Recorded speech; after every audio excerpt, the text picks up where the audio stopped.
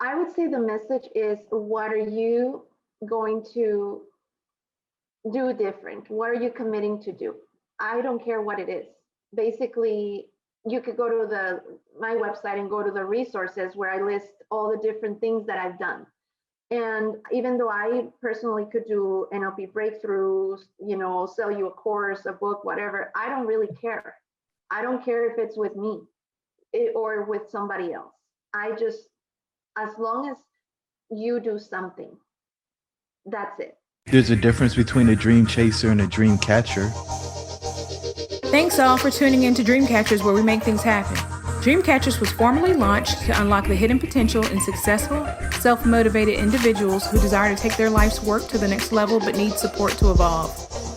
We are a collective group of professionals with various backgrounds that use our talents to assist those individuals in realizing their wildest dreams by providing education, inspiration, and direction.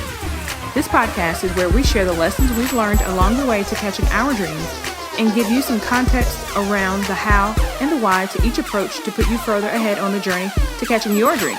Are you ready? Hey, everybody, and welcome to the Dreamcatchers podcast. I'm your host, Jerome. And I've got the pleasure of having Melissa Barba with me today. Melissa, how are things out in Orange? We say Irvine, Orange County? Which one is it? Yes, everything is great here. It's a little cloudy today, but the weather is always nice. So, happy about that. Well, I mean, didn't they make a song about like it never raining in Southern California or something like that, didn't it? I don't know. All I know is that we pay for the weather, and you know what? I'm okay with that. People always say, "Oh, it's so expensive in California." Yes, we pay for the weather, and it's worth it. That's my line, and I'm sticking to it. Man, so Holly Maginosi put us together, and I always get uncomfortable when I say her last name because it's like, am I going to mess this up? But I think I got it right. So this is a super exciting episode for me because you have such an inspirational story. And so before we dive in, why don't you tell the listeners a little bit about your background before we dive into this thing that you've been working on, the stream you've been catching? Sure. Yeah. Well, I was born and raised in Mexico and moved here to the States about 12 years ago.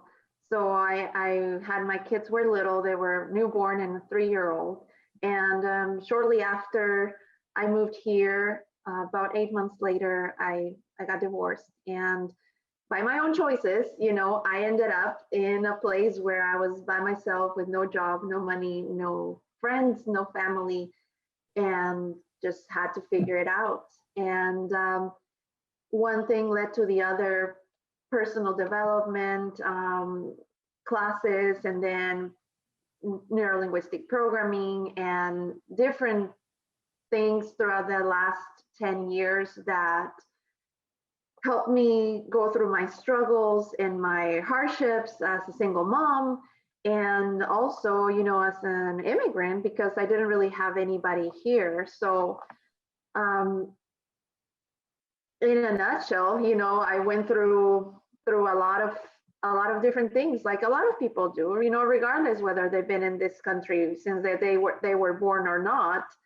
The point of the story is, being in the place of struggle to the point where you just don't want to live anymore. You feel so overwhelmed with life, or I felt that way, where I was at a moment where I didn't have money to pay my rent, to pay for food, for it was just so much stress and feeling like, I just can't keep going.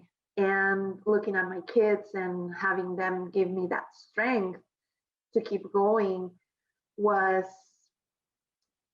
was definitely one of the key factors. However, there's faith and miracles and God that also took place, and I always knew that I would be sharing my story at some point, and this was over 10 years ago, and now here I am sharing my story, but more than my story, sharing the tools that I've learned that helped me get unstuck when I was. Now, when did you realize you were the Queen Latina? Ah, well, you know what? That's a great question. I actually just changed my name to that not too long ago. It was last year. And I remember my sister, family's always the one that they're like, "Oh, what? You're the queen? What makes you the queen?" And I knew that's a controversial name because it's like, what makes you the queen Latina? Well, I'm the one that claimed it, period. That's how I look at it. And that's how it is in life, right?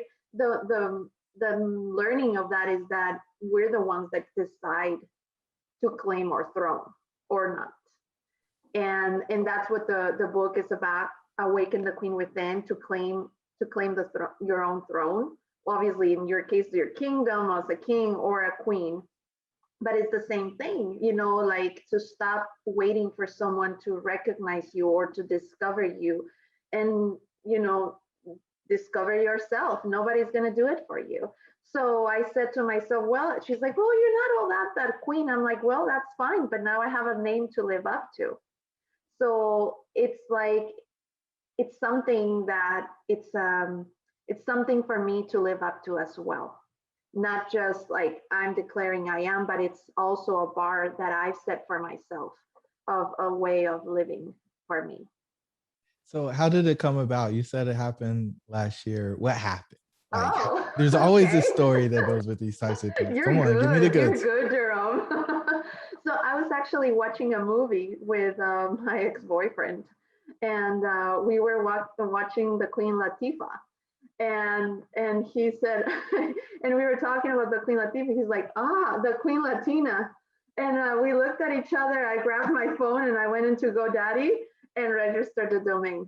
That's how it happened. I'm like, Just that's it. That's it. Because, okay, so here's the backstory to that. Before the Queen Latina, I had done this show in Spanish that it was called Todóloga. And Todóloga, it's a made up word for everythingologist. Is the literal translation is everythingologist.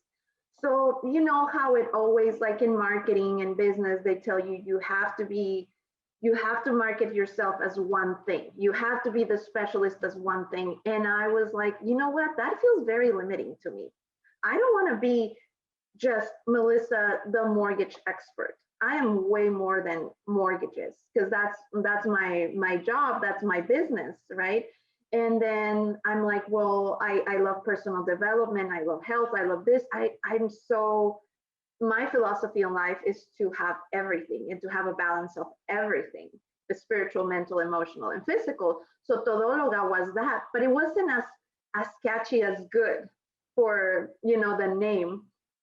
And when it was like but I knew I wanted something that would encompass a lot of things. And so what better than a queen, right? A queen encompass it. Really, you can fit in anything. I could talk to you tomorrow about fitness and the Queen Latina fits right in. I could talk to you about mortgages, I could talk to you about personal development, and there's nothing a queen wouldn't really you know dive into or be involved in. So that's the story behind. okay. All right. So you kind of set me up, and I'm just going to run down all of the rabbit holes because you open up all the doors. And All so right. you said something that most people would be absolutely terrified. You said, basically that the pressure was so crushing that you almost don't want to live anymore. Mm-hmm. And then you looked at the little people that are medium people now, Yes. and you realized that you had to keep going. Yes. So, how did you end up in that dark space? Was it just because you were in a foreign country all alone, or not all alone, but not in the relationship anymore? Like, walk us into that path, and then we'll walk out and get to the Sure. awaken the queen within. Well, it was already years after my divorce, and it wasn't just like a one-time thing. It was like there were times where the pressure was constant. So it was always the financial pressure that, as a single mom, was hard to thrive, to survive. Let's start with survive and then thrive. However, at the same time, it's not like I was ever poor, but in my mind, I felt that it was the end of the world, because I had a standard of living that I was used to when growing up. And so, like, right now, I've been living in Irvine for 5 years. It's not a cheap city, I'll tell you that. It's probably one of the most expensive. So then I was struggling to keep up with the standard of living that was acceptable for me and my kids.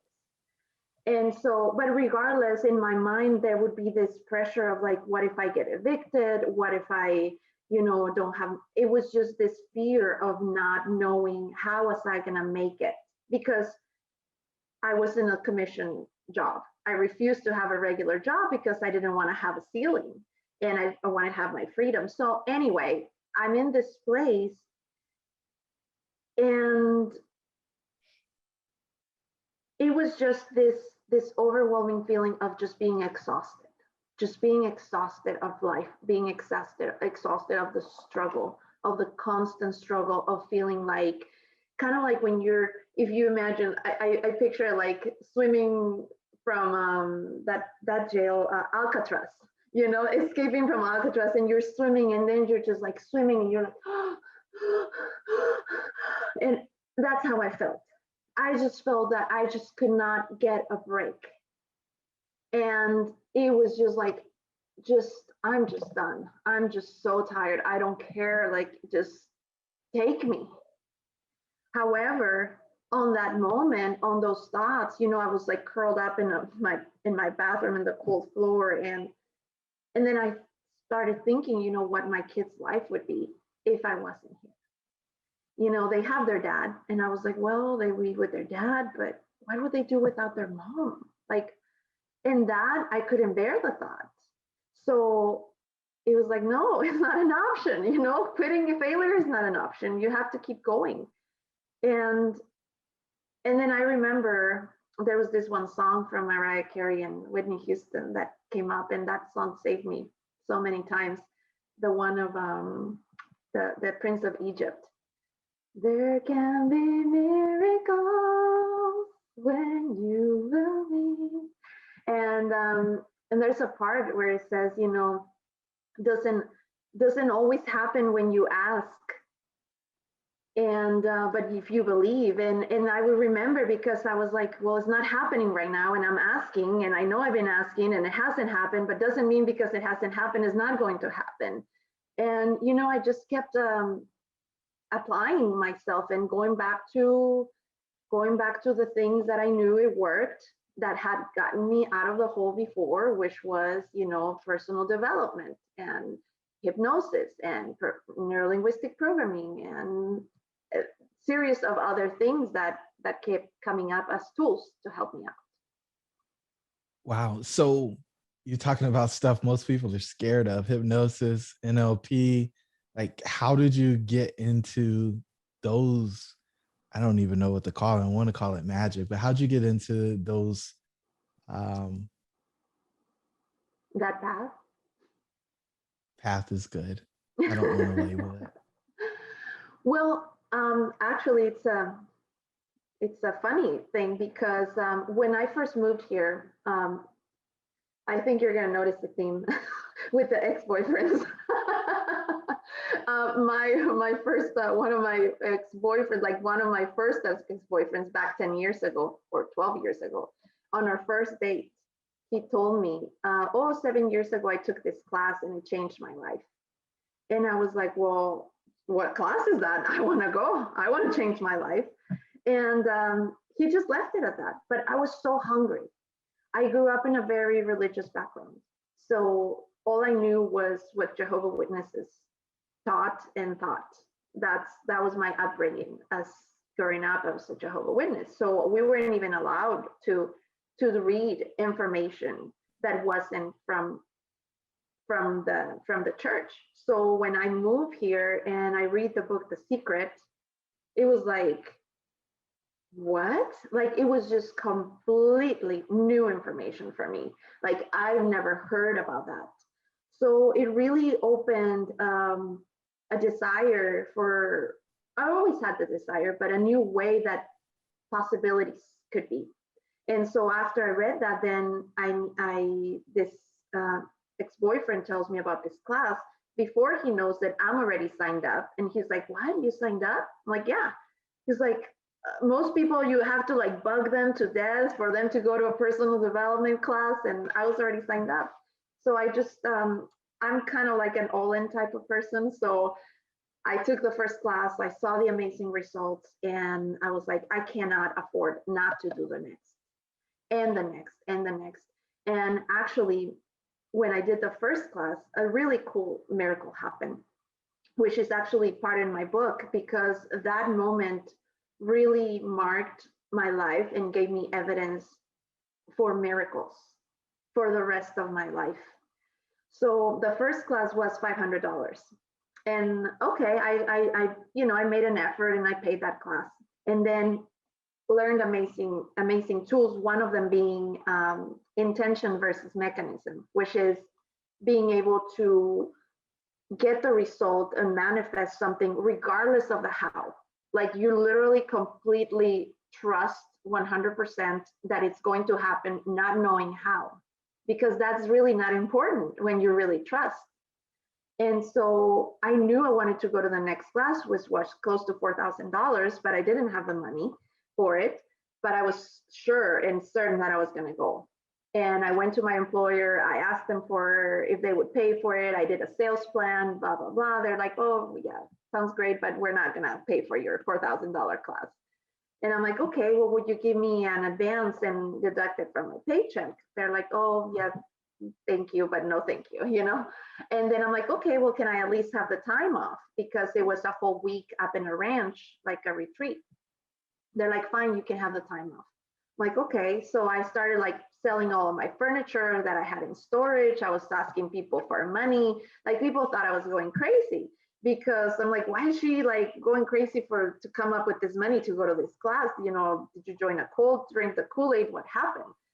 And so I'm like on my mission to go, and all of a sudden I received a call from a friend I met there, and he said, Melissa, you don't have to sell your furniture anymore unless you want to. And I'm like, well, what do you mean? My sponsor, he's like, I went back to Nevada, and my sponsor is going to sponsor you and pay in full for the class, and you don't have to pay her back, and she wants to remain anonymous. So this lady that I didn't know paid in full for my $4,000 class. And I went, had the most amazing transformational experience. Comes time for the next class, which is the women's leadership, another $5,000, 9 days. My friend goes on a break and goes out, makes a call, and he's like, don't worry, she's going to sponsor you for the next and the next. This lady ended up investing in me over $12,000 without me even knowing her. And when I got to those points where, you know, when I was crying in the bathroom, it's like, I know miracles can happen. I've lived them. And that was just one of them. And just like that, you know, I have many, many, many that have happened throughout my life. Like I'm sure a lot of you and a lot of people do. And that's how I got started with personal development. Wait, so your friend called somebody who they knew, told them about you and your story, and they said, tell her don't worry about it. Yes. Never talked to him. Yes. And you still have never talked to that person. I still have never talked to that person. Yes. Wow. Yes. And then after that, after the seminar classes are from PSI Seminars, which is a great company. And then after that, I got introduced to neuro-linguistic programming.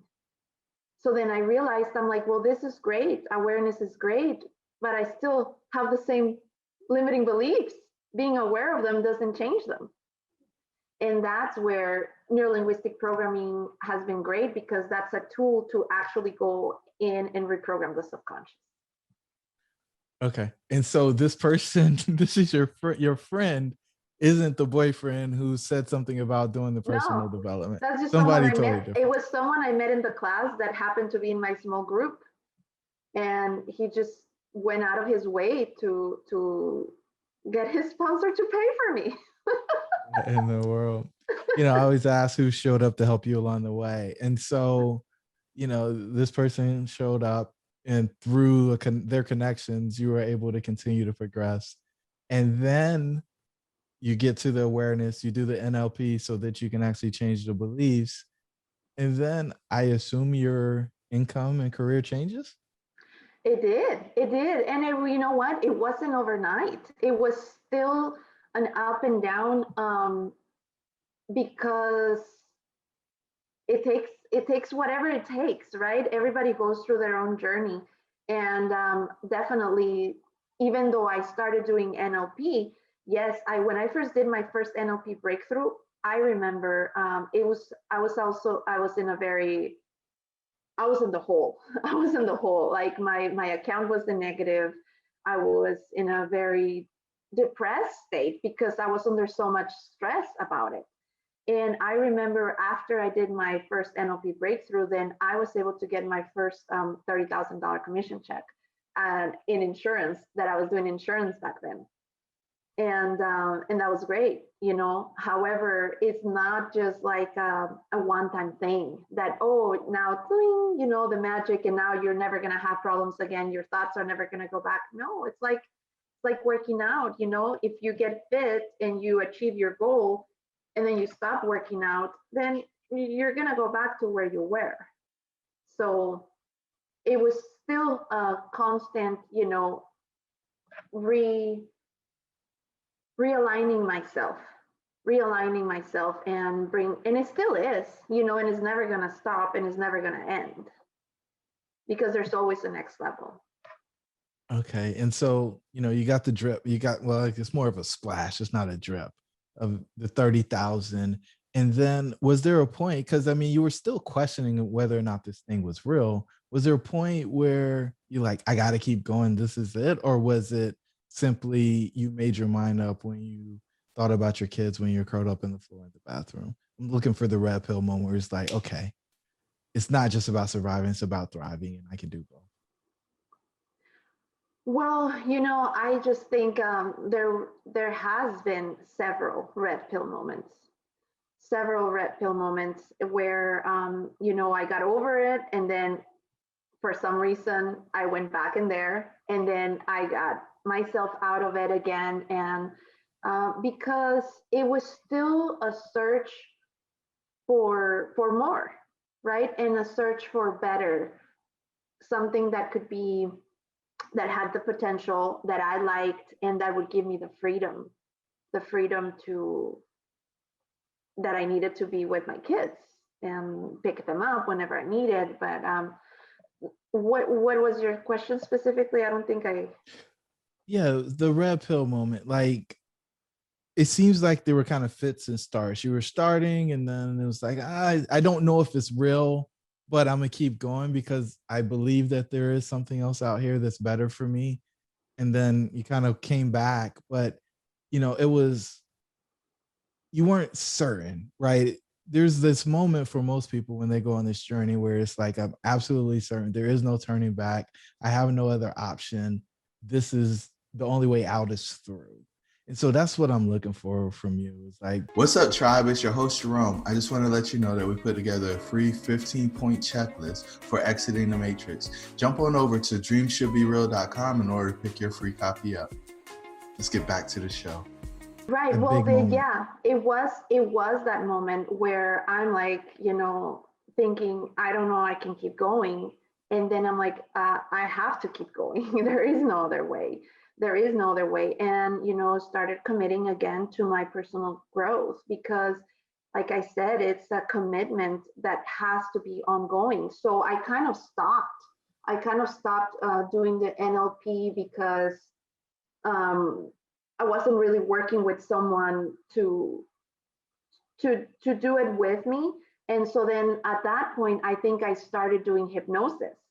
And then that's what, it helped me to basically reprogram myself again and get myself out of that. And then I got one thing led to the other. So then I got recruited into mortgages, and then going through that. Um, and it's never been an option, like even going through mortgages, there was many times where I felt like I wanted to quit. I'm like, this is too hard, it's not happening, or taking the easy way out, getting a regular job. And I said, no, like I have to make it, because what I want is freedom. And this was the way that I knew could give me the freedom the soonest. So, that thing of fighting, it's just always been, but it's been more like continue to fight through doing the right things. Say more about that. Okay, so becoming committed to discipline, to doing yoga, meditating, to reading, to doing therapy, to whatever it took, so that on a regular basis I continue to upbuild myself, so that if I faced a difficult moment, a stressful moment, it doesn't leave me staying down. Is that I can, like we all have them, I still do. I have hard days, and I stay down for maybe 2 hours, 3 hours, 4 hours at the most, a day. And that's it. I don't dwell on it anymore, because I have tools to help me get back up quickly. Yeah. And so in the red pill model, we talk about self-image, relationships, work, and then the next level is health. And so what you just talked about, you're equipping yourself, right, to take on the day, whatever may come, to go into battle, and then to be successful in actually being in that battle. A lot of times, like we let the self-image, the relationships, and the work just totally destroy us, create all kinds of stress, and then we aren't able to focus on our health, and then that usually leads to dis-ease or disease, and people just continue to go down the toilet bowl is what I call it. You got to figure out how to hop out and put yourself in a strong position. And so the things that you just laid out, I think, are some of the best tools that any of us can utilize in order to make sure we stay sane in a world that I think is insane a lot. So you said you got recruited into mortgages. You've written a book called Awaken the Queen Within. How did you get to the place where, you were okay making all these pivots to go try and do new things? Because a lot of times it's scary to change, especially like completely different industries. You went from insurance to mortgages, and now you're an author and a speaker and a coach. Well, see, that's the thing. Actually, personal development has been the biggest constant in my life. I've changed careers. However, I've never changed my continued education and continued pursuit of growth in personal development. And that's always been my passion. And I got certified as a NLP master practitioner about 8 years ago. And at one point when I first got into mortgages, I had the worst experience with my first job in mortgages. And I was like, I actually quit cold turkey without having a plan. I was an account executive. I wasn't even licensed as a loan officer. And the bank that recruited me was a new bank. They couldn't close the loans. It was just horrible. And I said, I can't sell this. I cannot sell something that I know it's not a good product, regardless whether I'm new. It's my integrity, and it's my word, it's my reputation. So I quit, and I said, well, you know what? I'm gonna do coaching, because I love this. And I knew that regardless if I wasn't in a position financially thriving, that I could still help people, because it's their beliefs that we're going to reprogram. They have nothing to do with mine. And it's a system that you follow. However, still, I was broke. So I was attracting broke people who wanted my coaching, but didn't have money to pay me, right? So I'm like, oh, okay, I know too much to know that this is how it's going to be, because you don't attract what you want, you attract who you are, right? So I said, okay, fine, let me put this on the side and focus on becoming successful, and even forget about that. Focus on becoming successful. I'm like, I need to make money now. You know, I need to pay my rent. I have my kids. I don't have the time to build a business and make money in 2 or 3 years. So personal development and coaching has really been the core. And even throughout my years in mortgages, what you're mentioning of doing all those other things to stay sane in this world was always a battle with, in general, with like the people around me, because it was like, well, Melissa, you need to work more. Well, you need to do open houses on the weekends.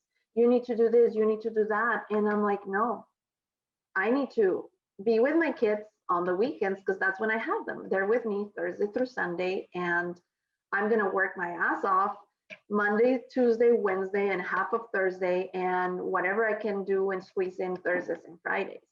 And, you know, basically I went against the normal or what you're supposed to do. However, you know, or like I would leave at 6:30. No, I'm like, I gotta go to my jujitsu class. I was doing jujitsu back then, and then my manager would be like, well, you know, that's why. And I'm like, no, like all of these other aspects of my life are non-negotiables. My health is non-negotiable. I must, like, for me to look good and feel good with myself, it's important. And to have the time with my kids, and to have the time to go to yoga and meditate and de-stress from all the stress from all these deals, you know, and stay sane. So my progress, I believe it was slower than it could have been had I maybe just focused 100% just on the business. However, my intention was, I want to build this on bricks, not on sand. And I knew that eventually, because it would be inevitable if I kept doing these things, eventually I'm going to get to where I want to get. But when I get there, I'm going to be able to savor it, because all the other aspects of my life are solid. My health is solid. My emotional health is solid. My spiritual health is solid. My relationship with my kids is not like, oh, I didn't see them because I was working every single day of the week, and now they don't even know who I am.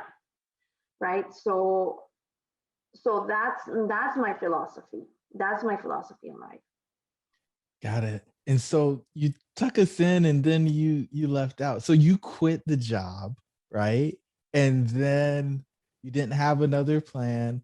How did you get out of that? Because you decided not to do the coaching because you were attracting the wrong client. Like, how you got to close the window. That's so funny that you're actually catching on that and digging into it, because literally that's been the story of every single thing that I did. I just jumped. It's kind of like I just jumped, and I don't know if the parachute is going to open or not. I'm just hoping for the best. So, well, in this case, I quit because it wasn't an option for me to stay. It just wasn't working. I'm not going to be going to sell one more loan that I know I'm not even going to be able to close this purposely. So one of the guys that I had met as the people that I would go visit, he told me, why don't you get your license? And I said, okay. Still, it's a long cycle for mortgages. It's like, by the time you get your license, by the time you get a client, by the time they're in escrow, by the time you close, by the time you get paid, that's like a 3-4 month cycle. And he was very nice, and he helped me, and he gave me an advance. I remember he's like, here, I'll give you an advance $5,000. And I'm like, oh, thinking, okay, he's gonna give me an advance every month. No, it was a one time. So then after that, you know, it was really, it was hard. I was catching up. By the time I would get paid on one deal, I already had it spent, and it was to pay all the things that I already, you know, owed to people or to things. And, you know, it was a catch up game. And I started selling before I was licensed, you know, and I would be in front of a realtor, and I'm like, oh, you know what? That's a great question. Let me get the answer for you, because I really didn't really know much, but I just went for it before I was even ready, if that makes sense. Yeah. I mean, I think you knew the intention or the essence of what you were trying to accomplish. And I don't think that was very clear in the first time you went through the story. And it was just figuring out the mechanism, as you mentioned earlier. How am I actually going to get this done? And trusting that the people that showed up were the people who were the one who should help you along the way. Because Yeah. I think there's guides in every situation. And so you met somebody who was generous enough to give you an advance. They believed in your capacity to sell, and you kept going down the path until you got to the place where you were doing all the things. And not only that, but I think you could tell that that person was really interested in you because they were asking you to advance yourself, right? Get your own license versus staying an account executive and be relying on other people. You have the skills, you have the capacity. I see more for you than what you see for yourself. And, I suspect at that point, you weren't even thinking about getting your license. It was just, kind of out there. Yeah, it just happened. And that's really been the story of my life. Everywhere I went, there was always someone that presented an opportunity to me.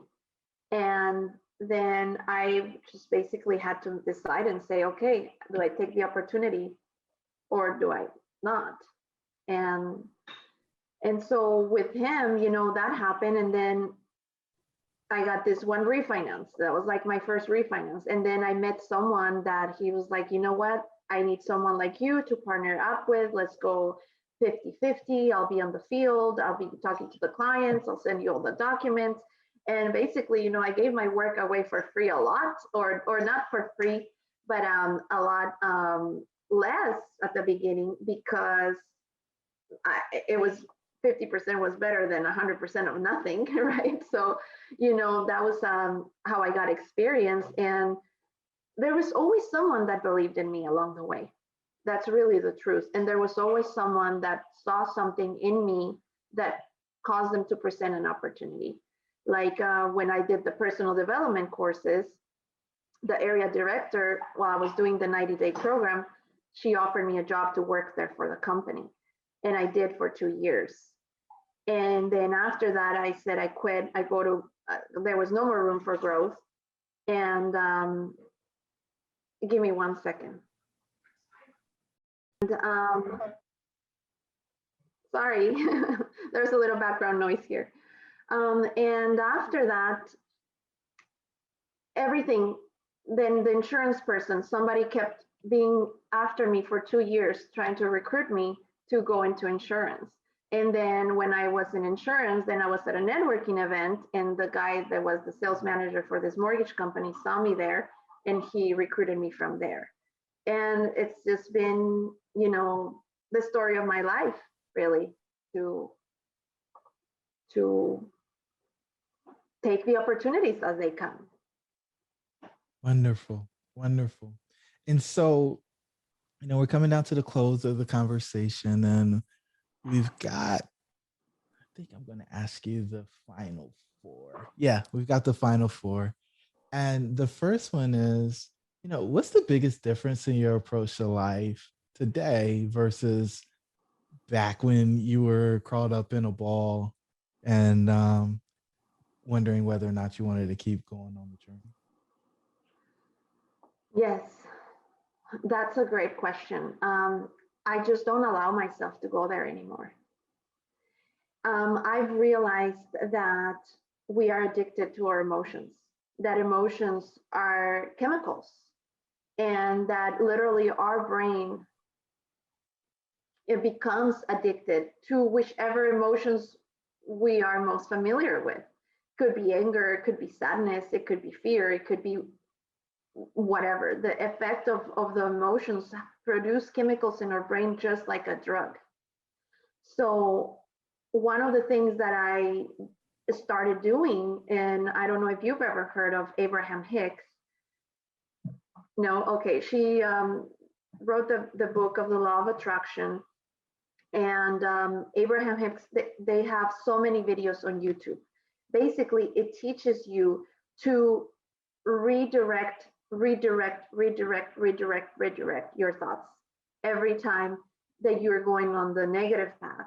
So I literally became obsessed with with that. Like anytime I would be in a downward spiral, I would play one of her videos, and it helps you to, instead of trying to feel better about the subject that you feel bad about, to just feel neutral about any other subject, which is just basically just change your vibration, not about that. And so I stop trying to make that feel better, just go for anything that feels better.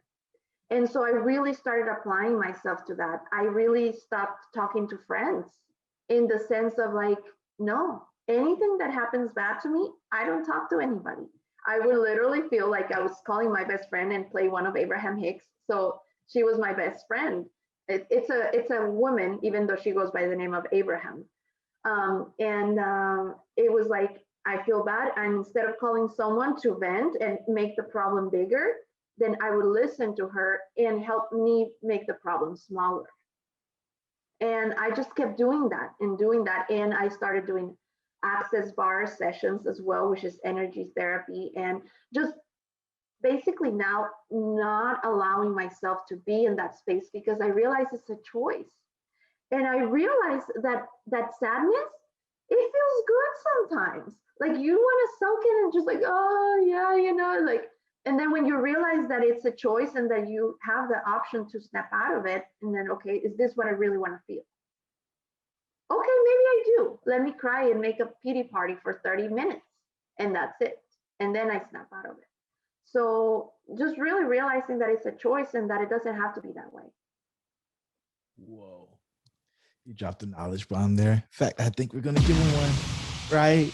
Like the fact that it's a choice. We get to decide how we feel about the things that have happened. We also get to decide how long we feel that way. Is something that can free so many people. You know, it's always interesting when you hear somebody say, I can't control my emotions. It just is what it is. It's just not true. And the other thing too is I started adopting this method in my mind that is, what is the worst thing that could happen? And once I got to the what is the worst thing that can happen, then okay, well, I guess the worst thing that can happen is I'm still gonna live. So when I was in those moments, it was like, okay, what's the worst thing that could happen? Well, I could get evicted and then da da da da, and I become homeless. Like my worst thing that could happen was I'll be homeless. And then once I got to that point, I'm like, well, if I'm homeless, then at least my kids can go live with their dad. They won't be homeless. So it's just me. I'll still survive. I can rebuild, like it was like that, going through that scenario, and it really applies in everything. And it's just going through that. It's a very good, powerful exercise that I use all the time. Yeah. And I mean, I call it fear setting, right? And at the end of the day, you realize like the likelihood of the worst thing happening is really, really small. And so why aren't you moving, right? Yes. So what dream are you most focused on catching next? Which dream? Mm-hmm. In really becoming a well-known speaker, and really spreading this message, for people to not only wake up, however, commit to growth and commit to taking charge of their life and knowing that it can be however they want it to be. And that dream is really being a inspirational, transformational coach, and making a dent and impacting people's lives, women's life, and not just women, people in general. And I'm in the process right now of creating my first online course, which is going to be with 10 women at the time. So it's going to be an NLP breakthrough. I'm going to walk these women through an NLP breakthrough in a period of 90 days. And that's the dream that I'm actively right now creating and bringing into life and into existence. Look at you. Look at you. This is awesome, Melissa. I want to just throw a little bit of love on you because I think so many people just quit, right? They fold up the tent, they get in the middle of battle and they decide that it's too hard and you're just not going to do it. It's so much easier just to be in your comfy home with your nice snuggly blanket and a cup of warm tea or coffee or hot cocoa, whatever your preference is. And you decided to stay out there and be a warrior. And for that, I think your kids are going to have an example that they can aspire to be. And I think if we're able to do that for our kids, then I don't know what a greater honor there is. And so again, I just want to thank you for being so courageous and being willing to follow your intuition to get to the place that you are, so that you have the actual story to help people get to where they're going, which I think is going to be absolutely amazing. The last question that I ask, and I always ask the listener or the guest, is what's the one thing you want listeners to take away from our conversation today? What is the one thing that what I want the listeners to take away? Perfect. I would say the message is, what are you going to do different? What are you committing to do? I don't care what it is. Basically, you could go to my website and go to the resources where I list all the different things that I've done. And even though I personally could do NLP breakthroughs, sell you a course, a book, whatever, I don't really care. I don't care if it's with me or with somebody else. As long as you do something, that's it. So if I could say one thing, it's like, what are you committing to do differently that is going to propel your growth from now on? And it doesn't have to be you're going to commit to that forever. Then, okay, commit to that for 1 year and then now do something different. Just keep exploring the things that are non-tangible, that it's on growth spiritually, mentally, emotionally, as a priority in life. Love it. Love it. Melissa, thank you so much for coming on the podcast today and sharing your story. I think the listeners are going to be truly blessed for taking the time to listen to the episode. One last question. How can they find out more about you and what you have going on? So my website, www.thequeenlatina.com, and also Instagram, thequeenlatina_, Facebook, Melissa Barba.